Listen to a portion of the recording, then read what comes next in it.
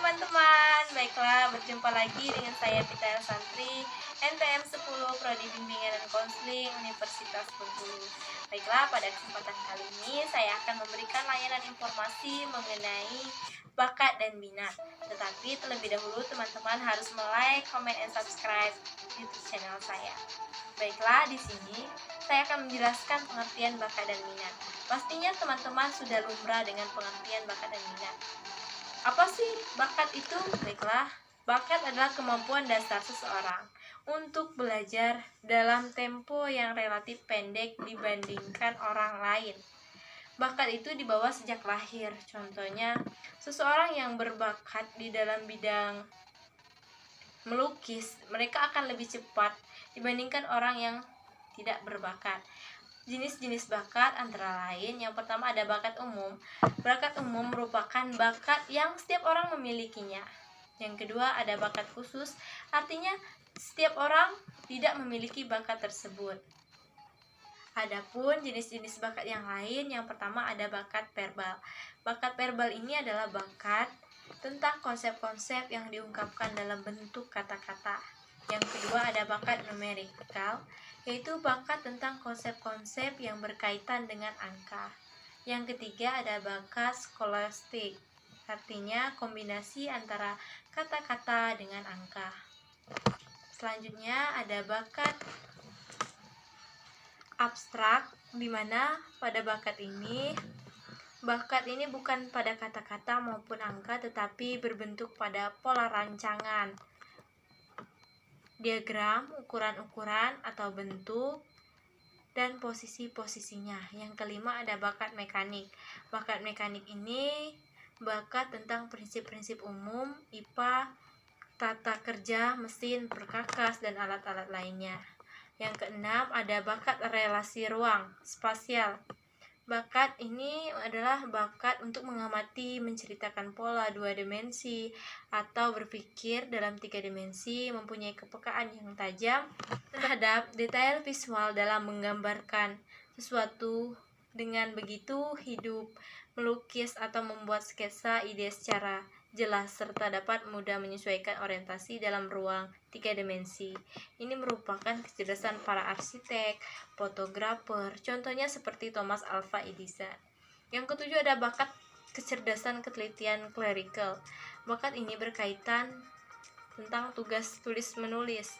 Yang kedelapan adalah bakat bahasa atau linguistik. Biasanya ini berkaitan dengan sastra. Yang selanjutnya adalah pengertian minat, adalah suatu proses yang untuk memperhatikan dan memfokuskan diri pada sesuatu yang diminatinya dengan perasaan senang dan rasa puas. Adalah suatu proses pengembangan dalam mencampurkan seluruh kemampuan yang ada untuk mengarahkan individu kepada seluruh kegiatan yang diminatinya. Adapun jenis-jenis minat, yang pertama ada minat vokasional, terbagi lagi menjadi A, minat profesional termasuk keilmuan, seni, kesejahteraan sosial. Yang B, minat komersial. Minat ini termasuk pekerjaan seperti jual beli, akuntansi, kesekretariatan. Yang C, minat kegiatan fisik, mekanik, kegiatan luar, dan lain-lain. Yang kedua, minat avokasional, yaitu minat untuk memperoleh kepuasan atau hobi. Selanjutnya ada faktor-faktor yang mendukung pengembangan bakat dan minat. Yang pertama ada faktor internal, yaitu faktor bawaan atau genetika. Faktor ini merupakan faktor yang mendukung perkembangan individu dalam minat dan bakat sebagai totalitas karakteristik individu yang diwariskan orang tua kepada anak dalam segala potensi melalui fisik maupun psikis yang dimiliki individu sebagai pewarisan dari orang tuanya. Faktor hereditas sebagai faktor pertama munculnya bakat. Dari segi biologi, bakat sangat berhubungan dengan fungsi otak. Yang B, faktor kepribadian. Faktor kepribadian ini yaitu keadaan psikologis di mana perkembangan potensi anak tergantung kepada diri atau emosi anak itu sendiri. Hal ini akan membantu anak dalam membentuk serta optimis dalam percaya diri dalam mengembangkan minat dan bakatnya. Artinya ini tergantung kepada diri kepribadian anak tersebut. Yang kedua adalah faktor eksternal. Di dalam faktor eksternal ini terbagi lagi menjadi faktor lingkungan. Faktor lingkungan merupakan olahan dari berbagai hal untuk mendukung pengembangan minat dan bakat. Untuk faktor lingkungan terbagi lagi ada lingkungan keluarga. Nah, sebagai lingkungan pertama bagi anak, orang tua haruslah mendukung atau membantu mengembangkan bakat anak itu dengan sebaik-baik mungkin. Kedua ini adalah lingkungan sekolah. Suatu lingkungan yang dapat mempengaruhi proses belajar, mengajar kondusif yang bersifat formal. Lingkungan ini sangat berpengaruh bagi pengembangan minat dan bakat, karena di lingkungan ini minat dan bakat anak dikembangkan secara intensif. Yang selanjutnya adalah lingkungan sosial, suatu lingkungan yang berhubungan dengan kehidupan masyarakat. Di lingkungan ini anak akan mengaktualisasikan minat dan bakatnya kepada masyarakat. Selanjutnya, bagaimana sih cara mengembangkan bakat dan minat anak? Yang pertama itu perlunya keberanian. Nah, keberanian membuat kita mampu menghadapi tantangan atau hambatan, baik yang bersifat fisik maupun psikis, maupun kendala-kendalanya. Selanjutnya, bagaimana sih cara mengembangkan bakat dan minat tersebut? Mengembangkan bakat dan minat, yang pertama itu yang perlu sekali keberanian. Keberanian itu membuat kita mampu menghadapi tantangan atau hambatan yang terjadi di dalam diri kita, baik fisik maupun psikis, maupun kendala-kendala sosial yang lainnya. Keberanian akan memampukan kita untuk melihat jalan keluar berhadapan dengan berbagai kendala yang ada, dan bukan sebaliknya membuat kita takut dan melarikan diri secara tidak bertanggung jawab. Yang kedua, perlunya dukungan dan latihan adalah kunci dari keberhasilan. Ini sudah sangat jelas sekali, kalau kita didukung oleh lingkungan sosial kita, lingkungan keluarga kita, maka otomatis bakat dan minat kita akan berkembang secara baik dan optimal. Apalagi kalau misalnya kita latih secara terus-menerus, misalnya si Ani suka bernyanyi, maka dia berlatihan setiap hari, mengikut les vokal, les bernyanyi, maka otomatis dia akan bisa mengembangkan bakat dan minatnya itu secara optimal dan baik. Yang ketiga, yaitu kita harus memahami apa saja sih kendala-kendala kita untuk mengembangkan bakat dan minat. Misalnya, kita tidak disuruh orang tua untuk bernyanyi, misalnya kita tidak disuruh orang tua untuk mengikuti latihan bola kaki, maka kita harus melakukan ide untuk bagaimana sih saya ini bisa ikut latihan nyanyi, bagaimana sih saya ini bisa ikut untuk latihan futsal. Nah, saya harus izin misalnya dengan orang tua dan berbicara baik-baik dengan orang tua, sehingga orang tua tersebut menyuruh anaknya untuk latihan futsal atau latihan bernyanyi, sehingga bakat anak tersebut bisa tersalurkan dan dikembangkan secara optimal. Yang itu kesesuaian antara bakat dan minat cita-cita. Udah ya. Selanjutnya yaitu jenis-jenis minat. Yang pertama yaitu minat pembawaan. Minat ini muncul dengan tidak dipengaruhi oleh faktor-faktor lain, baik kebutuhan maupun lingkungan. Artinya minat ini tumbuh dengan sendirinya di dalam diri pribadi. Yang kedua, ada minat yang muncul karena ada pengaruh dari luar. Misalnya, seseorang bisa berubah karena adanya pengaruh dari luar, seperti lingkungan dan kebutuhan. Contohnya, dulunya Amir adalah seorang anak yang sangat nakal. Karena teman-temannya itu baik semua, akhirnya Amir tidak lagi menjadi orang yang nakal, tetapi dia sekarang sudah menjadi anak yang baik. Itu contoh pengaruh dari luar. Yang selanjutnya, contoh minat yang lain. Yang pertama adalah minat dalam akademik. Misalnya pada saat kita sekolah SMP, ada beberapa sekolah lanjutan atas yang akan dapat kalian masuki. Contoh jenis sekolah yang dipilih anak adalah SMK. Alasannya karena dia ingin mengembangkan bakat untuk memasak. Selanjutnya, minat di dalam bidang pertanian. Contohnya, Amir ingin menjadi seorang insinyur pertanian. Dan di keseharian Amir, dia selalu tidak terlepas dengan cocok tanam dan selalu berkaitan dengan pertanian. Pasti hubungan antara bakat dan minat.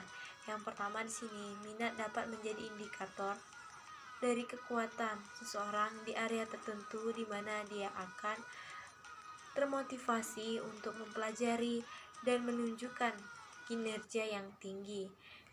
Di mana di sini bakat tidak akan berkembang secara optimal apabila minat tidak ada. Karena di sini minat dan bakat itu memiliki kaitan yang sangat erat sekali. Tanpa seseorang tidak suka hitung-menghitung, maka seseorang tersebut tidak akan menjadi ahli matematika. Begitupun sebaliknya, tanpa seseorang itu tidak suka bernyanyi, bermusik, maka seseorang tidak akan menjadi seorang penyanyi. Maka dari itu, bakat dan minat itu hal yang berkaitan dan berkesinambungan. Hambatan dalam mengembangkan bakat dan minat. Yang pertama, belum secara sengaja menjajangi kemampuan, bakat serta minatnya. Artinya di sini belum menyadari apa sih bakatnya, apa sih minatnya secara terus terang atau secara sadar. Yang kedua yaitu kurangnya wawasan bidang studi atau lapangan pekerjaan yang ada. Yang ketiga, tidak adanya masukan dari lingkungan mengenai kelebihan dan kemampuan serta bakatnya. Maksudnya di sini lingkungan kita seakan acuh sehingga kita tidak tahu apa sih misalnya kelebihan kita, apakah kita suka bernyanyi, apakah kita suka menari. Yang keempat, ketidaksesuaian kegunaan dan tujuan dari bidang studi yang dipelajari. Nah, ini sering sekali terjadi karena banyak sekali siswa-siswa atau mahasiswa yang mengambil program studi itu tidak sesuai dengan bakat dan minatnya. Contohnya, Soleh senang bernyanyi dan bermusik, tetapi pada saat dia kuliah dia mengambil jurusan misalnya matematika. Kan itu tidak berkesinambungan antara minat dan jurusan yang dipilih oleh Soleh, sehingga mengakibatkan bakat dan minat Soleh itu tidak berkembang secara optimal. Yang kelima, bidang yang diminati dan dimiliki bervariasi. Artinya di satu individu itu dia memiliki minat bermacam-macam dan bakat bermacam-macam, sehingga dia tidak terfokus untuk bakat mana sih yang harus dikembangkan, minat apa sih yang seharusnya dia pilih untuk dikembangkan menjadi bakat.